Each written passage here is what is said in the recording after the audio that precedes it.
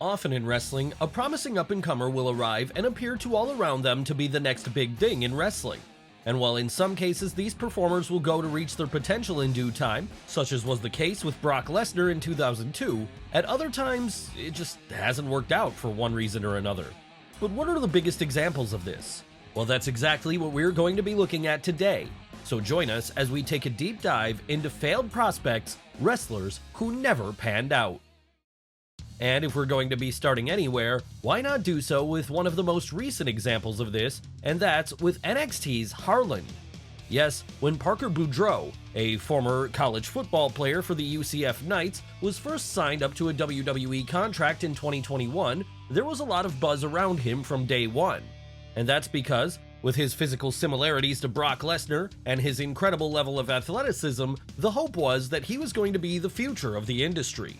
Hell, even Paul Heyman himself believed this was going to be what happened when in a tweet in January of that year, he indicated that the Florida native was indeed his pick for the company's next top star.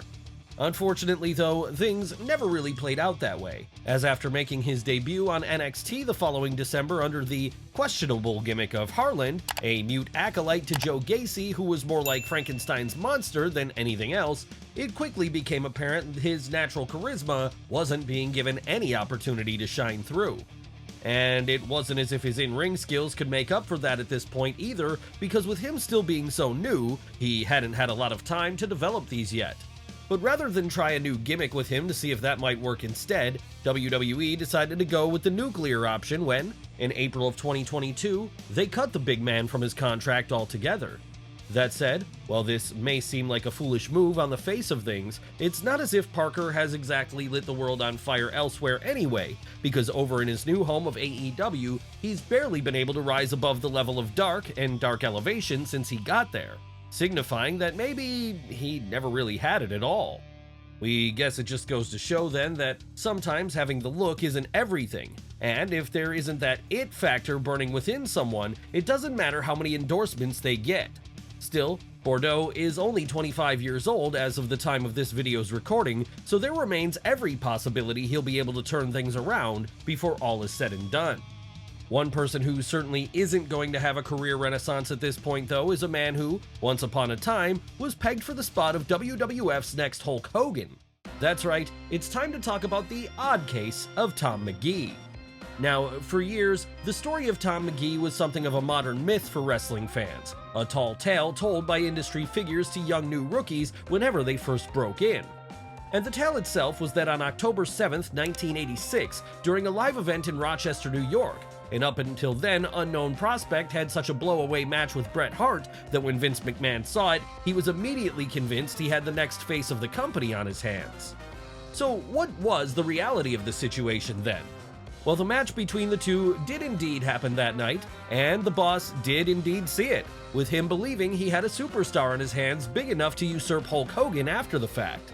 But unfortunately, that opinion was shattered during subsequent bouts when it became clear the former bodybuilder wasn't actually as talented as he first seemed. No, as it turned out, the only reason McGee looked so impressive in Rochester was because he was in the ring with arguably the greatest to ever do it. In fact, according to the Hitman himself, before going to the ring that night, he asked his opponent what he could and couldn't do. Then, when he got an idea of his limited moveset, he confidently assured him that he was going to get a job anyway. Now, this might seem like the height of arrogance to some, but if you can back it up, then you've kind of earned the right to say such things. And Hart most certainly backed up his words because he was able to make McGee look like such a megastar, the Winnipeg native almost went all the way to the top because of it. Of course, in the end though, it would be Bret himself who ended up in that role after it became apparent he was the real MVP of the company. And as for Tom McGee, well, he'd disappear into obscurity once more until the famous match was finally unearthed by a tape trader in 2019, then released on the WWE Network for all the world to see in full. But what if your failure to meet expectations amounts to more than just one legendary tape, which only gets discovered again years later? What if your fall from grace happens on national television in front of millions of people instead? Well, that's exactly what happened to our next subject when Kenny Dykstra became the newest member of the Spirit Squad. Ah yes, the Spirit Squad, one of the worst factions of the PG era, Not because their members weren't talented, but because fans were supposed to treat them as serious top-level heels, despite the fact that they were being presented as a bunch of bumbling and goofy male cheerleaders. And it's easy to say now that at least one major success story came out of the whole thing, as McGee eventually morphed into Dolph Ziggler, a two-time world champion, two-time United States champion, six-time Intercontinental champion, and four-time tag team champion. That said, he wasn't always supposed to be the breakout star of the group, as back in those early days, the eyes of management were laser-focused on Kenny Dykstra instead. But then why wouldn't they be? After all, on the face of things, Dykstra had everything required to be a future top-level guy in Vince McMahon's WWE. The only problem was, once he was slotted into the Spirit Squad, it became very hard for him to show how good he really could be. Seriously, how are you supposed to come across like the next big thing when you're in what's effectively an undercard comedy jobber faction? And the knowledge of this could be seen plastered across Dykstra's face throughout many of his matches during the time period, with it often looking like he was embarrassed to be there. Even when the group were feuding with the likes of D-Generation X, Kenny felt as if he was going through the motions more than anything else. And perhaps that was why, once the Spirit Squad split in 2006, not only would WWE be hesitant to go all the way with him, but he'd also struggle to regain any of the confidence he had before. Two factors which led to him being released from his contract in November of 2008. Still, at least he can take some solace in knowing he wasn't the only person of his era the company had high hopes for that were never quite met. And that's because, at around the same time, Renee Dupree was going through his own struggles getting over. But what was the story with this one? Well, basically, back in 2003, a young Renee Gauguin had joined the Raw roster as one half of La Resistance. And so successful were the pair during this initial run, they even managed to win the World Tag Team titles from Kane and Rob Van Dam at June 15, 2003's Bad Blood, a feat which made Dupree, still 19 at the time, the youngest person in history to ever hold a belt on the main roster. So you'd think that this was a sign the company had big plans for him in the future then, as to give the New Brunswick native such an honor wasn't something they'd do for just anybody. No, these kinds of record-breaking moments were usually reserved for the ones who were going to be the top stars of tomorrow. That said, as would soon become apparent, while he may have worked perfectly in a tag team environment, once Dupree was moved over to the singles division and there asked to go it solo, he quickly struggled. Why was this? Well, it's not clear exactly. He certainly had the talent after all, but after moving over to SmackDown full-time in 2004, there was just something missing from his whole presentation. It didn't matter if he was going up against John Cena, Booker T, or anyone else of that level. The it factor just wasn't there anymore. And no matter how much he tried to recapture it, it continued to evade him. Hell, even repackaging in 2005 as simply phenomenal Renee Dupree couldn't turn his fortunes around, and so, come 2006, he'd be shipped off to the WWE CW brand, where he milled around for a while, his passion now clearly having mostly dissipated, all until the point he was granted his release from his contract a year later after he decided he no longer wanted to be a part of the company in the wake of the Chris Benoit murders. Of course, it's not as if Kenny Dykstra and Renee Dupree were the only figures of the mid-2000s who disappeared into obscurity over time. They were just two of the most memorable ones. And we say most memorable because this many years on, it's hard for most people to recall that DJ Gabriel was ever a thing. But then it wasn't like he was given a huge spotlight during his brief time on the WWE main roster in the latter half of the 2000s anyway, so perhaps it should come as no surprise his name has pretty much been lost to time at this point. Really, outside of his brief run with WWE CW starting in 2008, there was nothing much of note to be said about the man. Still, during his time in both Ohio Valley Wrestling and Florida Championship Wrestling before that, the company had seen a lot of potential in Stephen Lewingston as, being a big guy physically, he fit right with the visual Vince McMahon was looking for. And what's more, with him hailing from Berkshire, England, it was even thought that if they played their cards right, he could be a new international star on the level of Davey Boy Smith. Unfortunately though, once his ECW run began, it quickly became apparent there were going to be some problems, because during his debut, WWE saddled him with the dreaded dancing gimmick. That's right, Gabriel didn't even get a chance to show what he could do before he was made to look like a fool on national television, and this meant there was no way fans were ever going to take him seriously as a main event player down in the former Extreme brand. Even then though, it could have worked out in the end had he been given more time to retool himself and come up with a Raw or SmackDown worthy character. Except that never happened either, as with the WWE version of the Philly promotion falling apart at the seams by 2009, Gabriel would be pushed up to SmackDown before he had a chance to figure himself out, meaning he'd flop so hard there, he'd immediately be sent back down to FCW, where he remained until he was released from his contract. Had things gone a little differently though, such an eventuality may not have had to happen, and we could be talking about DJ Gabriel as one of the major players of his era today. Just as had things gone differently, we would be talking about how much of a success Ricky Ortiz was. Who was Ricky Ortiz? Well, like DJ Gabriel, he was a top prospect of Ohio Valley Wrestling who ended up being assigned to the WWE CW roster in 2008. And the reason the company had such high hopes he'd be a big deal was because of his prior success as a football player in the AFL, where he played for the likes of the Milwaukee Mustangs, the Indiana Firebirds, and the Colorado Crush. Hell, so high were WWE chiefs on him that during his time in OVW, he even won that brand's world title. So when he joined ECW soon thereafter then, all eyes were on him, as people patiently waited to see what he could do. The only problem was, despite getting an early win streak gimmick, what he could do wouldn't be much. No, standing next to more talented acts such as CM Punk, Chavo Guerrero, and John Morrison, the self-proclaimed Latin assassin's inexperience and lack of charisma was now exposed for all the world to see. Sure, he wasn't terrible or anything. In fact, there were the seeds of something there which, given enough time, could have been developed. But it was clear this early on that whatever he had wasn't ready for television yet, and so you'd think the best thing to do at this point would have been to send him back down to developmental and, actually give him a chance to develop. Except that's not what WWE did, because desperate for a payoff on their investment, they fast-tracked Ortiz up to SmackDown in April of 2009, and there left him hanging out to dry as he was forced to look second tier against the likes of Jeff Hardy. And after that then, there was simply no saving the Arizona-born star, as just 3 months following his main roster debut, he was relegated to getting squashed by the Great Khali.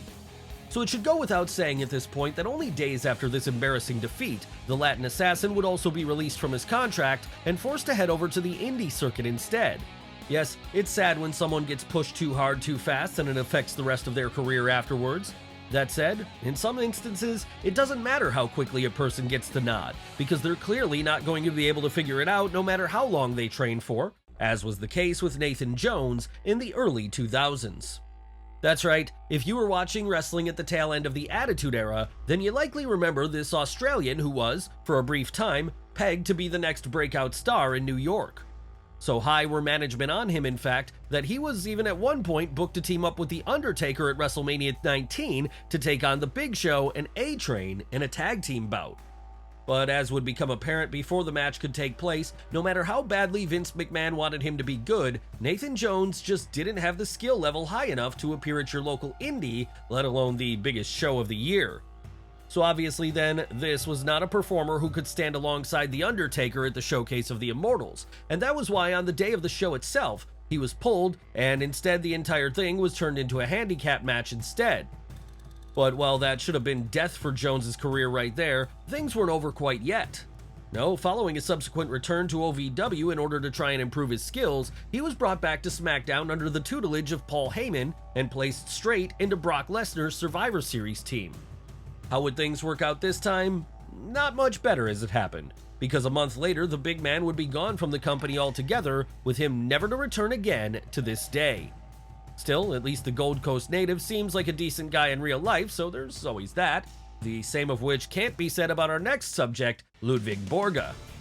But what caused Vince McMahon to see such potential in the Finnish-born performer in the first place? Basically, in 1993, WWF was making plans to push Lex Luger to the moon as their new all-American superhero, and as per the rules of 80s booking, if he was going to get over as this character, then he was going to need some dastardly foreign heels to face off against. Enter Ludwig Borga, an imposing figure who'd already cut his teeth in Japan prior to this. And so when he first hit the ring in New York then, he was more than ready to start destroying everyone in his path. The only real problem here wasn't with Borga himself though. No, it was with the fact that the babyface side of the equation wasn't working out. Yes, by now, the Lex Express was falling off the rails spectacularly, and so, by the time he and his supposed arch-enemy-to-be finally met in the ring for the first time at that November Survivor Series, rather than it feel like a clash for the ages, it instead just felt like the sixth most important thing on that card. Could things have gone different for the Finnish star had his dance partner kept up his end of the deal? Maybe. But then, we're not entirely convinced of that either. But one person fans of the WWE product were more than happy to watch, at least at first anyway, came around a couple of decades later, as it was over in 2010 that the son of the legendary Mr. Perfect made his debut. Who are we talking about here? Why, Curtis Axel, of course. That said, being the son of Curt Hennig came with his fair share of problems for the Minnesota native, because with so much to live up to, being merely good was never going to be enough for him. And unfortunately, that's all he was in the end. A good wrestler. Someone who certainly was skilled enough to be a part of WWE's mid-card in the 2010s, but never anyone who was going to rise up to the levels of his family. Still, this didn't mean his career could be categorized as a flop, because between 2010 and 2020, he became not only a two-time Raw Tag Team Champion, but also a one-time Intercontinental Champion too. The only problem with this was Vince McMahon had hoped to get more out of Curtis, and so, in the boss's eyes, it might have been considered a failure anyway, and as we all know, if Vince isn't on your side after a certain point, there's no hope of rising up the ladder in WWE. So as the years went on then, the youngest Hennig slipped further and further down the card, eventually falling into a number of comedy roles, such as the time he made Axelmania run wild, or the period where he was part of the Miztourage, and once even that well had run dry, and there was nothing more that could be done to keep him fresh in fans' eyes, in April of 2020, he'd be part of a mass wave of releases from the halls of New York. One person who never had to worry about getting fired from WWE, though, was our next subject, as they never worked there in the first place. That's right, we're moving down to Atlanta for a while now. It's time to look at what could have been with Scotty Riggs. Who was Scotty Riggs? Well, he was someone Eric Bischoff clearly saw something in during the mid-90s, as after signing on the dotted line in 95, he'd immediately be placed into a tag team with Buff Bagwell, one which would become known as the American Males. And yes, unsurprisingly, the gimmick of this one was that the pair were both incredibly shredded athletes, someone who it was felt the male fans in the audience would be jealous of, as they could never look like that themselves. How did such an act get over? Good enough to the point that they briefly became World Tag Team Champions during a tour of Germany when they beat Harlem Heat for the honor. That said, as time went on, it became more and more clear Bagwell was the real star of the duo. And so once they broke up in November of 1996, it was him who went on to join the NWO, leaving his now former partner to have to try and recover by joining up with Raven's Flock instead. And it was at this point that any hope Scotty Riggs would ever be a main event guy seemed to disappear in a puff of smoke, because with him now being little more than a lackey to the former ECW champion, it was impossible to take him seriously as a real threat anymore. So perhaps this is why, once the Flock disbanded in 1999, and Riggs attempted to go it solo after rebranding himself as a narcissistic heel character, it failed to get over with fans in any meaningful way, and he'd end up being released from his contract later that year.